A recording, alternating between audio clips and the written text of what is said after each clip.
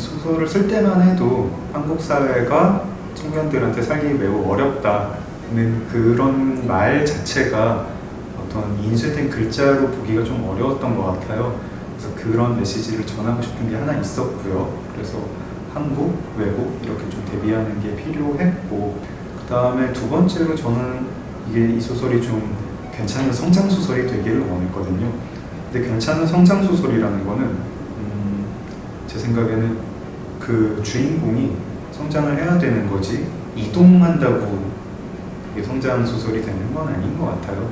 처음에 한국을 떠날 때에는 자기가 뭘 원하는지 막연하게 원하는 건 있지만 정확히 모르는 상태로 떠난다면은 두 번째 출국을 할 때에는 이제 상당히 뚜렷한 자기 철학이 있는 사람으로서 한국을 떠나는 나의 행복이 호주에 있는 것 같으니까 그리고 찾아서 떠난다 이런 걸 보여주고 싶었어요.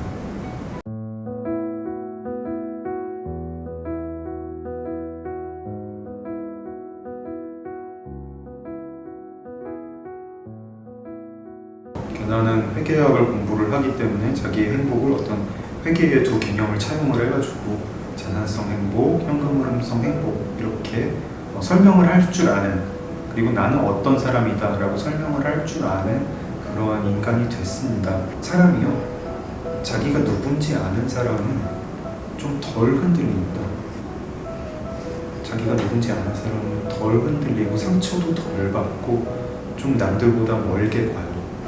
지금 어떤 단기적인 어려움이 왔을 때 나는 어떤 사람이기 때문에 어떻게 행동을 해야 된다 이런 답 같은 게 생깁니다. 나는 어떤 사람이냐, 나는 누구냐라는 질문에 대해서 저는 제일 좋은 해답이 내가 무엇을 원하는가를 통해서 나는 어떤 사람이냐를 발견하는 거라고 생각을 해요. 그러니까 저는 행복이라는 말이 너무 두루뭉술한 것 같고요.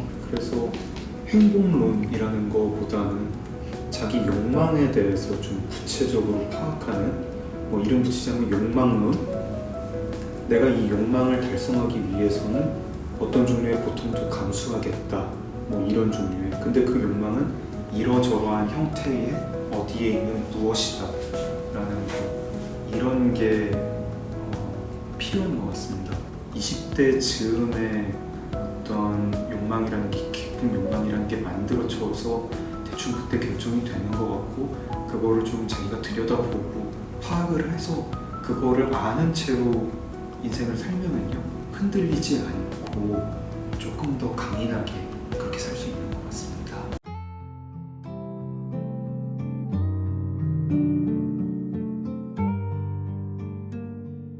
내가 누군지 말할 수 있는 사람은 나밖에 없는 것 같아요.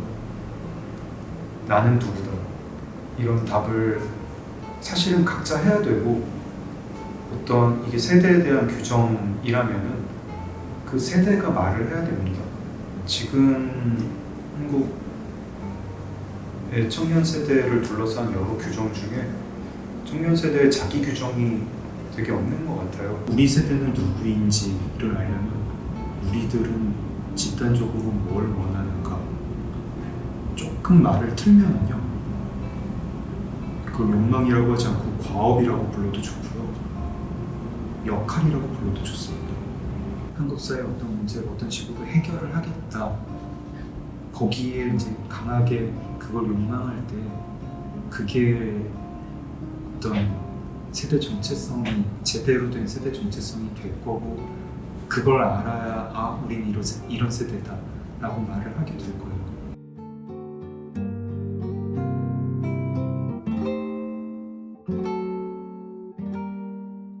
지명은 이 소설에서 어떤 도구적 캐릭터고요. 제 생각에는 이제 지명이 최종 보스인 것 같습니다.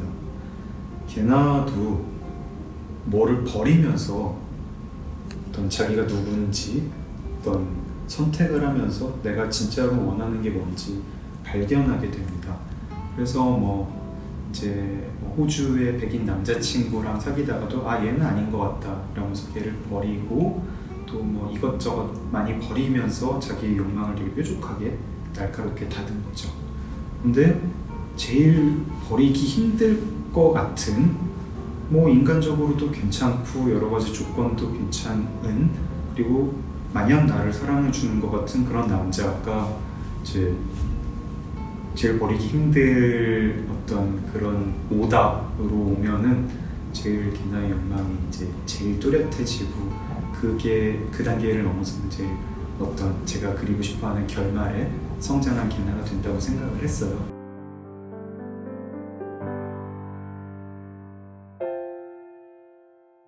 네, 그런 걸 보여주고 싶었습니다.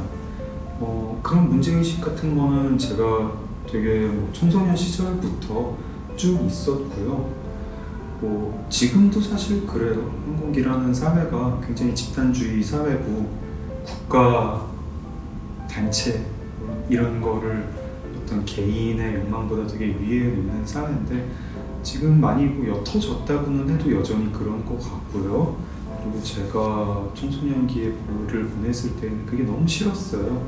너무 싫었고, 그런 걸 위해서 왜 개인이 무조건 다 희생을 해야 되느냐, 이런 게 있었는데, 이 소설을 쓰다가 호주 국가를 검색을 하게 됐고, 이게 참 한국의 애국가랑 너무 대비가 되는 것 같다, 이런 생각이 들어서 소설에도 적절하게 인용을 했습니다.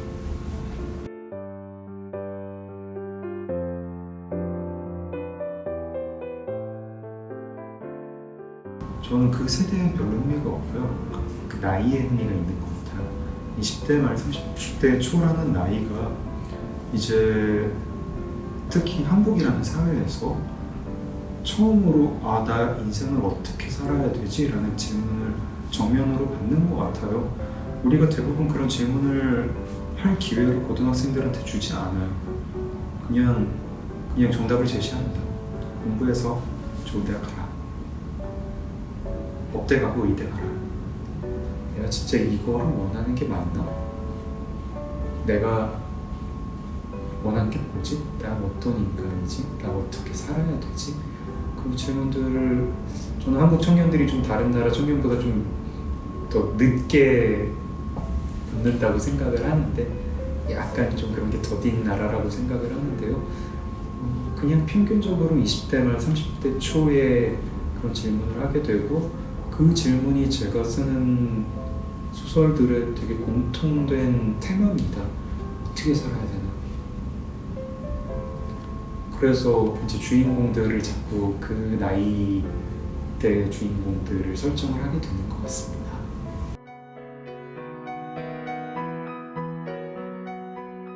제가 이제 글을 몇 종류를 쓰는데요.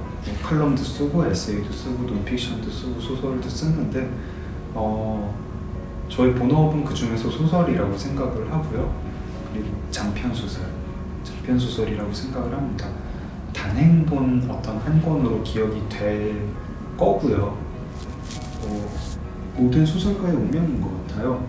그 사람이 제일 잘 쓴 단행본 한 권으로 기억이 됩니다. 무라카미 하루키, 노르웨이의 숲, 뭐 이런 식으로요. 그건 그냥 저뿐 아니라 모든 소설가의 운명이고, 저도 그래서 어떤 단행본 한 권을 정말 쓰고 싶다, 기억에 남을 걸 하나 쓰고 싶다, 그런 생각을 해요.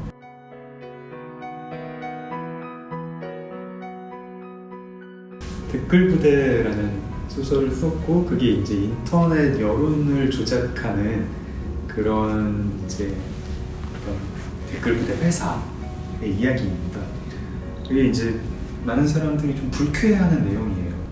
되게 좀 직설적으로 말하면 더러운 이야기입니다. 더러운 이야기이고, 그 소설 전체에 착한 사람이 하나도 안 나옵니다. 그 소설의 이제 주인공이 되는 인물들, 그 청년 세 사람 중에 차타캇이라는 인물한테 저는 애정이 제일 가고요. 여러 가지 이제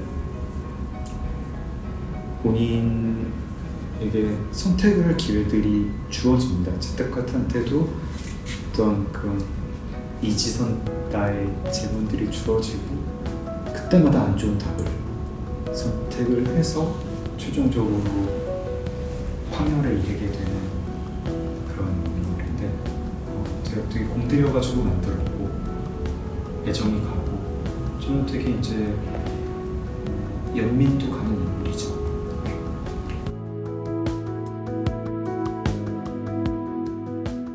지나고 나면 젊은 게 참 좋습니다. 참 좋고 많이 이제 이것저것 만끽해 보세요. 젊을 때만 누릴 수 있는 여러 가지 즐거움 같은 것들, 약간의 어떤 모험 같은 것들이 있고요. 그거가 되게 좋습니다. 좀 이상한 시기에 학교를 다니고는 있지만 지금 누릴 수 있는 것들 많이 누려보시기 바랍니다.